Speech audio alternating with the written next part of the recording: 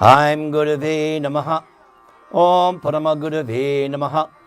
Clean Nityanandaya Namaha. Clean Goraya Namaha.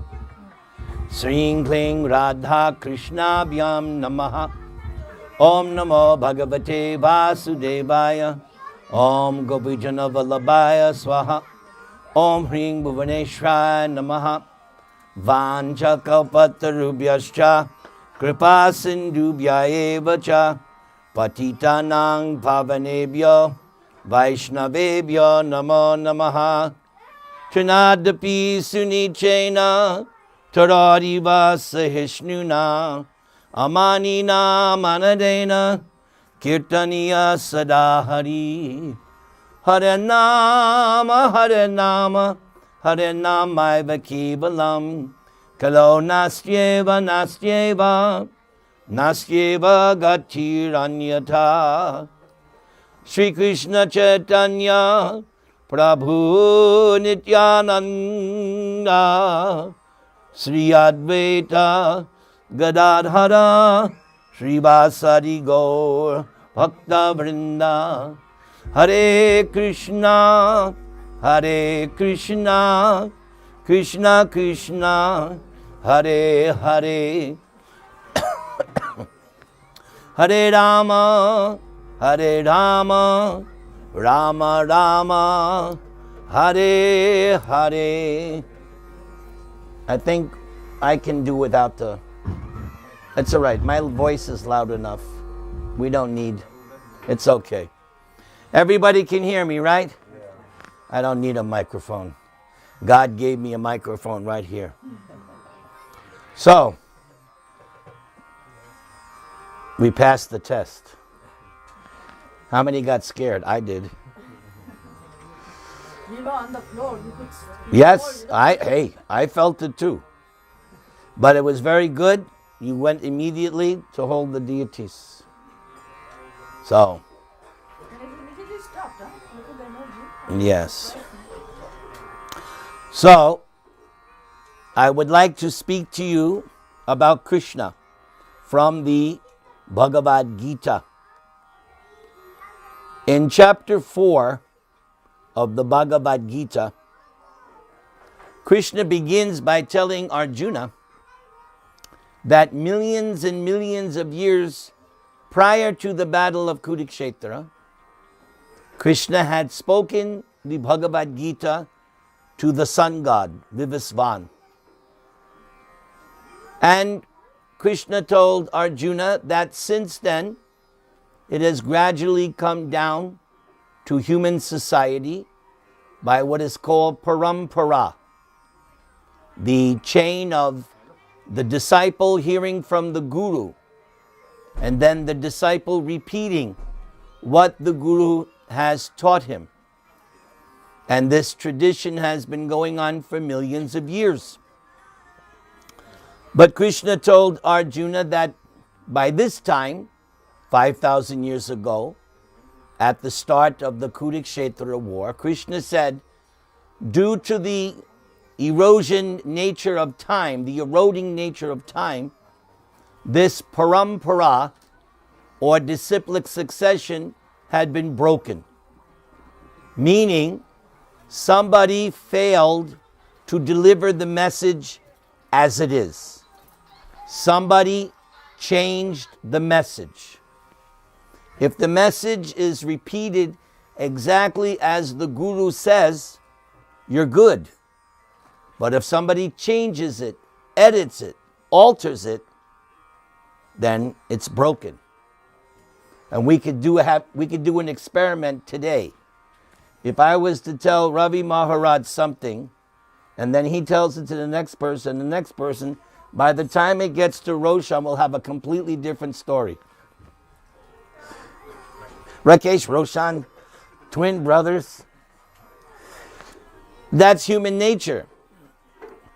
So, Krishna then told Arjuna that I'm now going to speak Bhagavad-Gītā to you and restart this parampara, disciplic succession.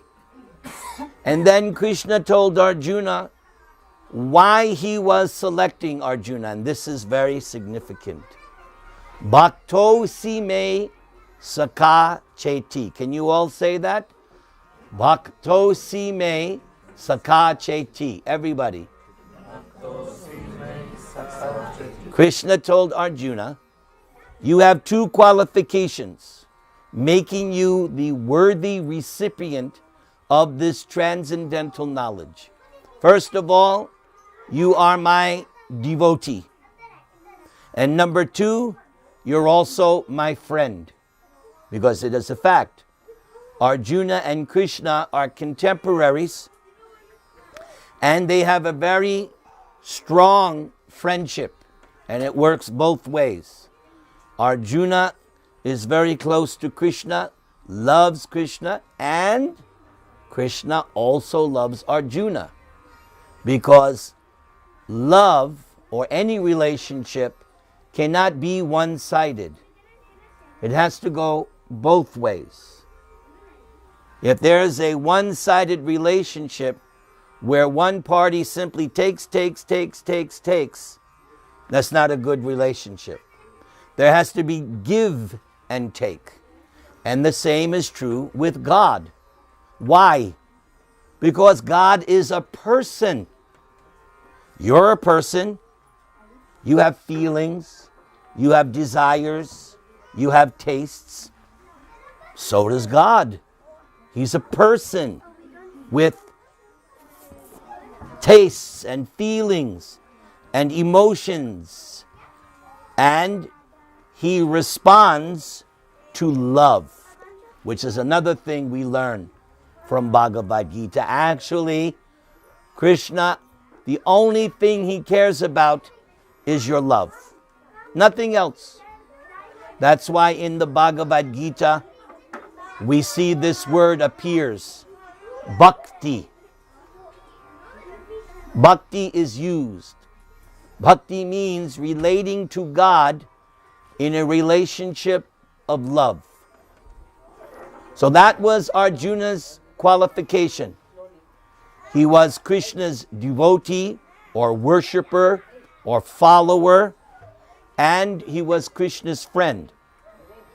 Just like if you have a friend, you'll do something for your friend. There's another word in the Bhagavad-Gītā, suhrit, because in Sanskrit, there are different kinds of friend. Bandhu, mitra, and then there is suhrit. That's the topmost friend. Suhrit means well-wisher. I'm sure you have many acquaintances, like Facebook friends. Like I have like 1,500 Facebook friends. That's one kind of friend. Hello, how are you? Let's see what you're doing. That's one level of friend. But there's another kind of friend, suhrit, your well-wisher. Somebody who's such a friend that they care about you and will do something not necessarily for themselves, but because they actually care about you. Like parents with their children. Parents are the natural suhrit of their children. Wherever I go, when I'm speaking, I always tell the children, please, you must respect and obey your parents because they are your best well-wishing friend. And the children don't always appreciate that because the children are thinking, well, why is everybody telling me no, that I can't do this and I can't do that? Well, what the children don't know, which the parents do know, is that when they say no, they're saying no out of love and concern.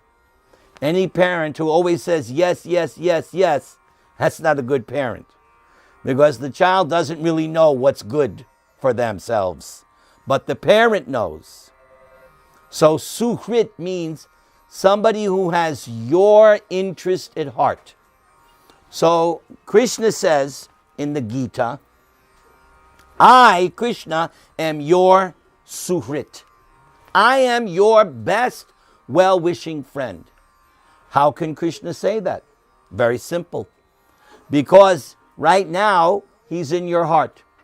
Param Atma. And not only that, he's been with you all your births. Thousands, perhaps millions of births.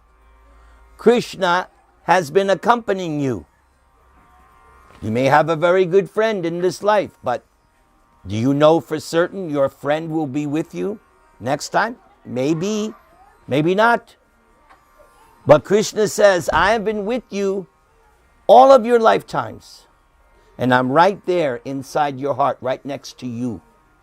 So Krishna says, I am your well-wishing friend of everyone. Because he's in your heart, your heart, your heart. Like that. So, after Krishna explained this to Arjuna, Arjuna comes up with this question. Arjuna uvacha aparang bhavato janma parang janma vivasvata kathametad vijaniyang tvamadau proktavaniti. I like to recite the Sanskrit because every year in December, I have to recite the entire Bhagavad-Gītā from start to finish in a sacrifice. We have a big fire pit and we recite the entire Bhagavad-Gītā. And after every shloka, swaha, and the grains are thrown in the fire. So I'm the one that leads the chanting. So I have to start practicing now. It's August, the end of August. By December, I have to be in full form reciting, but so I like to practice when I can. Arjuna said, the sun god Vivaswan is senior by birth to you, Krishna. How am I to understand that in the beginning you instructed this science to him? In other words, Arjuna just heard Krishna said, I spoke this to the sun god. But as far as Arjuna knows, hey, you're living at the same time as I am.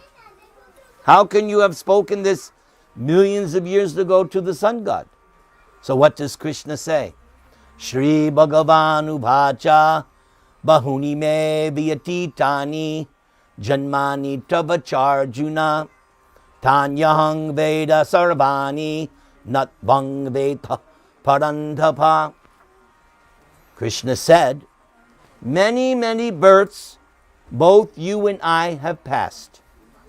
I can remember all of them, but you cannot, O subduer of the enemy.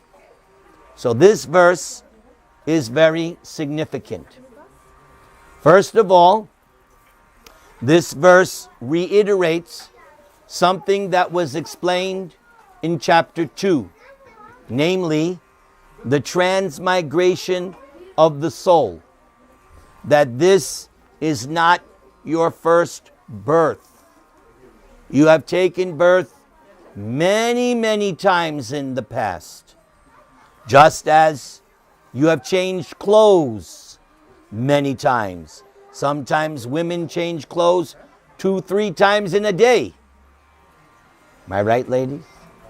Sometimes. Men, they'll wear the same pair of jeans all day long. Ladies like to change. So as we change clothes, we change bodies. Later on, in the 18th chapter, Krishna says, your body is a yantra, a machine, a car. Maybe you drove a certain car 10 years ago. You don't drive that car forever, you get a new car. And some people in America, they change cars every year. They're so rich. Got to have a new car every year. And you see them on Rodeo Drive in Beverly Hills with their new fancy car. So just as we change clothes, just as we change cars, we change bodies. Now, Krishna said in this verse, many, many births both you and I have passed. Krishna says, I remember all of them, but you don't.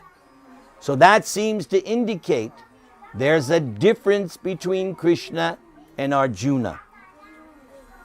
So for now, that's what you have to keep in mind.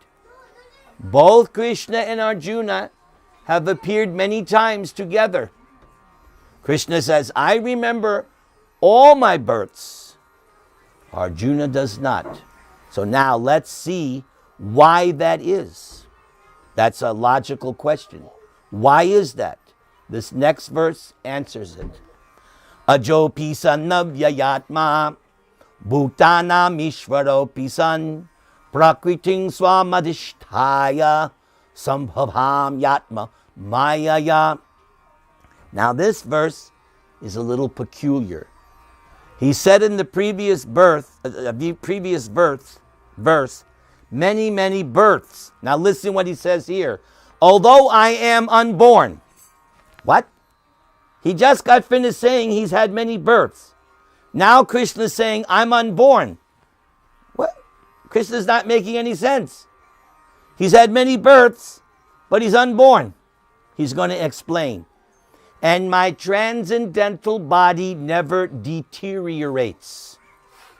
This is another understanding of Bhagavad-Gītā. The first lesson that Krishna told Arjuna in Bhagavad-Gītā, you're not your body. Right? That was the first lesson of transcendental knowledge taught in Bhagavad-Gītā. But Krishna says, my body is transcendental. This body, you know, is not transcendental. Look in the mirror every day. What's going on? Wrinkles, gray hairs. It's decaying. I know. It's a very sad thing. Life is cruel. We spend so much money and time trying to make ourselves look pretty, but time is so cruel. I'm going to take away that beautiful body. No, time is cruel and it's taking away. But Krishna says, my body never deteriorates. In fact, when Bhagavad-Gītā was spoken, Krishna was 125 years old, more or less.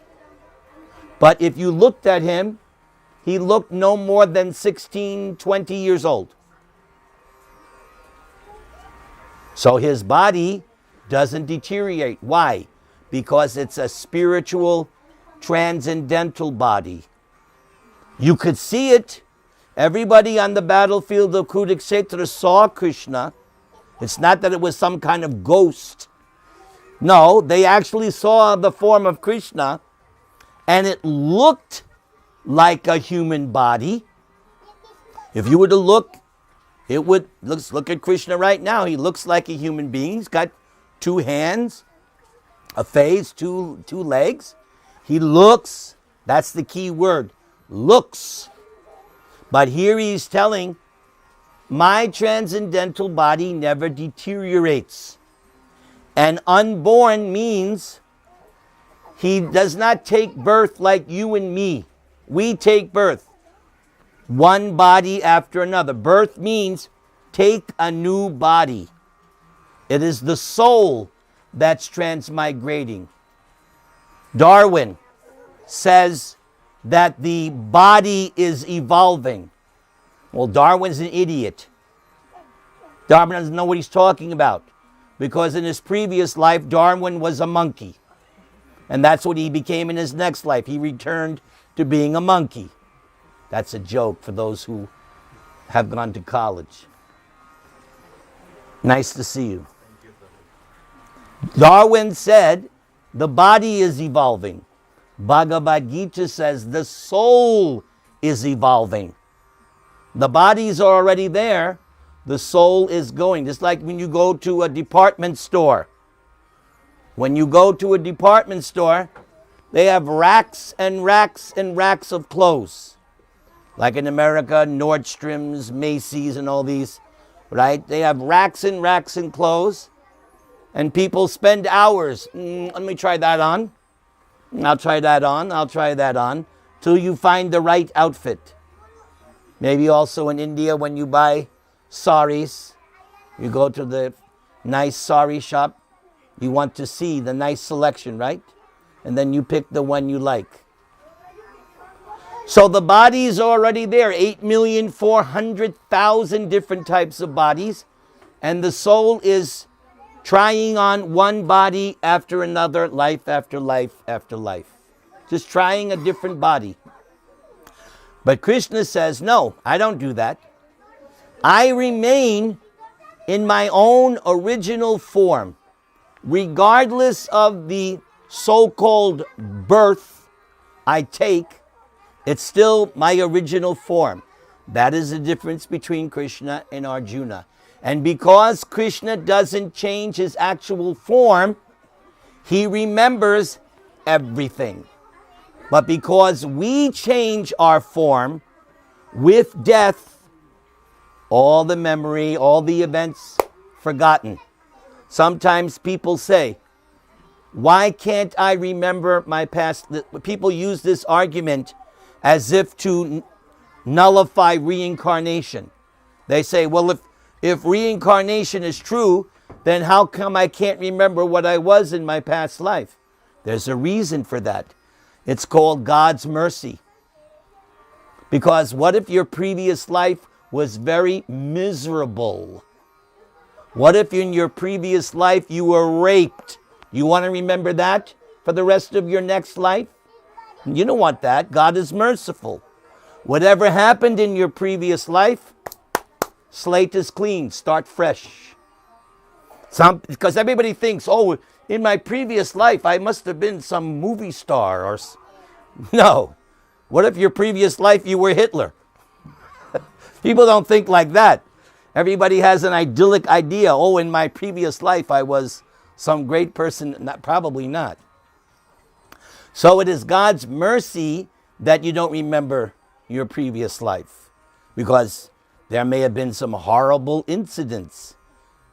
I don't even want to remember incidents in this life. Some incidents. I wish I could forget them. They were so horrible. So, we change our bodies, life after life, and therefore we don't remember. Krishna says, I don't change my body. My body takes on different forms because I'm God, and I can change from one form to another. I can multiply and clone myself. Wouldn't you love to do that? So, if you were Krishna, one of you could go to work on Monday. One of you could go to the south and go on vacation. Another one could stay home and take care of the kids while Sakshi goes and does something. How great life could be, huh? All right. One will go to school. Okay, I'll expand. You go to school. I want to stay home and play video games. But see, we're not Krishna. We can't do that. We wish we could, but we can't. But Krishna can do that. When Narada Muni went to see Krishna in Dwaraka, Krishna had only how many wives? 16,108 only. He's God. Even if he has 16 trillion, so what? He's unlimited. 16,108 compared to unlimited, drop in the bucket. Difference. So he only had 16,108 wives, and each wife had her own palace. And in each palace was a separate Krishna. Pretty cool, huh? And when Narada Muni went to visit Krishna, he first went to the palace of Rukmini's palace, Krishna's first queen. And Krishna was sitting on the bed, and Rukmini was fanning him. So then Narada quickly left. He went to the next palace. Krishna was taking a bath. So he was doing two things, different things at the same time. Then he went to the third palace. Krishna was playing chess. Then he went to another palace. Krishna was eating. Then he quickly went to another palace. Krishna was riding horses. Another palace, he was making arrangements for the marriage of his children. Every palace that Narada went to, Krishna was doing something different. That's God. Like when you go to the electronics store. The TV screen is showing the same show, right? There are millions of TVs. If you tune into the same channel, they show the same show. But in this case, all the expansions of Krishna were independent, doing something different. That makes Krishna God, the Supreme. So Krishna says, I'm unborn. It looks like I'm taking birth. That's the key. It looks like, but actually, Krishna is not born. He's ever existing. And he doesn't have a material body, unfortunately, like we do. That's the problem. We have a material body. And you're going to get another one. Okay. He says, I am the Lord of all sentient beings. This is the meaning of God. God means that who is the source of everyone. We all have a common source, like in many religions. They have this conception, God the Father. That's a good conception, because actually we come from God. That's true. He is the ultimate Father of all of us. He says that in the Bhagavad-Gītā, I am the seed-giving Father of all living entities. Krishna says, although I am the Lord of everyone, I still appear in every millennium in my original transcendental form. So that took place just 5,000 years ago in India. There's even the actual birthplace, Janmāṣṭamī, in Mathura. Yes, only 5,000 years ago, Krishna actually appeared. And he will appear like clockwork in every millennium. And when he doesn't come himself, he sends one of his expansions or one of his representatives. God is continually coming to earth to help us. So let's see now, Krishna's on a roll here. He's got more to say. Here comes, every Hindu should know this verse. If you know this verse, say it with me. Every Hindu knows this. Yada yada hi dharmasya glanir bhavati bharata abhyutana madhas dharmasya tadatmanang srijamyaham. Whenever and wherever there is a decline in religious practice and a predominant rise of irreligion, at that time I descend myself. So it's like a scale. If one going down, the other has to go up. So on one side you have religion, the other side has to be irreligion. When religion is going up, irreligion has to go down. And consequently, vice versa. When irreligion is on the rise, religion goes down. So 5,000 years ago, that is exactly what took place. There was a king, Kamsa, and he made an alliance with all the demons on the planet. Like years ago, America had some President Bush. So he had this phrase, axis of evil, as if to scare everybody. So that's exactly what Kamsa did. He made an alliance with all the other demons. And what were they doing? Building up the military-industrial complex. Weapons. Weapons for what? Destroying, killing. So Mother Earth was feeling too much burden. That's why we had a little earthquake. Mother Earth was like, she's not happy. Too much burden. So she retaliates. So at this time, Kamsa and his alliance of evil kings, Mother Earth went to the Creator, Lord Brahma. She had tears in her eyes.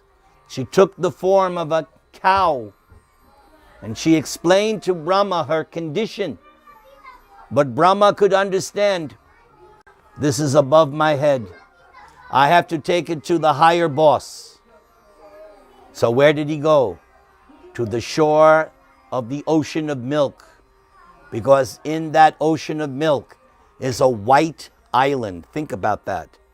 A white island in an ocean of milk. Be pretty hard to find. White on white. So there on that Shweta Dweep is Lord Kshirodakashayi Vishnu. So Lord Brahma and all the demigods, they offered a prayer, Purusha Sukta. Do you know that prayer? You know that prayer. See that? He's advanced. Purusha Sukta is a very advanced Brahminical prayer. Now in South India they chanted a lot, right? Yes. In many of the temples.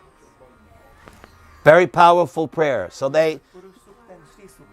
And there's another one. No, Purush Sukta is of Narayan and Shri Sukta is of Lakshmi. Lakshmi. So we have to do both together. Oh, very good. Then Shri Sukta. I'm glad you're sitting next to me. It makes the presentation more authoritative. Thank you. I just learned something. I didn't know about the Shri Sukta. Very nice. So, they offered the Purusha Sukta, but there was no text message from Krishna. So then Brahma sat in meditation, and then he got the message in his heart. And the message was, yes, I will come in my original form, not an expansion, not an incarnation. I will come in my original form as Krishna, and I will take care of the problem. So here it says, in the next verse, everyone, all Indians should know this next verse. Paritranaya sadhunang vinashaya cha duskritam dharma sansthapanarthaya sambhavami yuge yuge. Especially the second one. Vinashaya cha duskritam. Get those evil dealers. Smash them. Kill them. Chop them up. So, Krishna says, why does he come? Well, first of all, he has to deliver the devotees, the pious, the good people. And he has to take care of the evildoers, the demons, the rascals. And depending on which political party you follow, the opposite party. So he has to take care of the miscreants and especially re-establish the principles of religion. Therefore, Krishna says, I advent myself millennium after millennium. People sometimes ask, how many incarnations of God are there? The answer, count the number of waves in the ocean. That's how many incarnations, they're coming. One after the other, after the other. Now, the next question people ask, Prabhuji, right now, if you read the headlines, the whole world is going crazy. People are fighting. Israel, Palestine, Russia, Ukraine, Africa, America. The cops now in America, they're shooting people for stealing some cigars. Some black guy stole a box of cigars and they shot him. It's going crazy. It gets worse every day. Krishna says, whenever there's a discrepancy, I come. Why isn't Krishna coming? The answer, he has come. He has come in the form of the Hare Krishna mantra. Everybody, Hare Krishna, Krishna Krishna, Hare Hare, Hare Rama, Rama Rama, He has come in the form of this temple. Radha and Krishna are right here. He has come. He has come in the form of preachers who deliver his message. And you can take advantage of the deity of chanting. You can have Krishna's presence and protection 24 hours. You ask Sanam and Sakshi, how do I sleep at night? Yes, all night long I'm hearing the chanting of the Hare Krishna mantra. All night long. Did you hear when I stayed at your house? Yes. So I'm not making, I have testimony. Yes, you can have the protection of God right there, anytime. Have you got a tongue? Have you got 2 ears? You can get protection. And guess what? How much does it cost to chant? Nothing. Absolutely free. The only problem is no willpower, no attraction. I'm busy with Maya. I'm busy watching television. Yeah, busy. Oh, yes. Money, money, money. Sweeter than honey. Hare Krishna. Yes. As you say, Maya. Too much Maya. Yes. So you have to, that's the balance. Again, the balance. If all you care about is money, then no chanting, no Krishna. So you have to let go and start to add and increase. Hare Krishna, Krishna Krishna, Hare Hare, Hare Rama, Hare Rama. Now, my final verse for this section is one of my favorite verses in the whole Bhagavad-Gītā. So, Krishna now says, Janma karma chame divyam. Krishna says, my birth, my activities are transcendental. They're divine. They're spiritual. Mevam yoveti tatvataha. And if you can understand my birth and activities in truth, if you can actually understand them as they are, tyaktva dehang punar janma. After giving up this body, because we all know this body we're going to have to give up at some point. Naiti mam eti sorjuna. Krishna says, upon giving up this body, you won't come back to Santiago. You won't come back to India. You won't come back to United States of demons. But where will you go? You will go to where Krishna is. Yes, Krishna is not impersonal. He exists right now. And he has his transcendental abode. And he's inviting you, please come and join me and be with me. Play with me. Eat with me. Dance with me. Serve me. Love me. You can wrestle with him. You can do so many things with Krishna. I want to sing for him. I want to sing and dance. You may have other desires to be with Krishna. So here it says, if you simply can understand the nature, the transcendental nature of Krishna's birth and activities, then this is your last birth here on earth. How many are attracted to that concept of life? That's it? I must have failed in this lecture. I'm a failure. Every hand should be up. I failed. Well, at least you want to. Jai. So, where is my, what did I do? Yes. You going to play? Play. You play.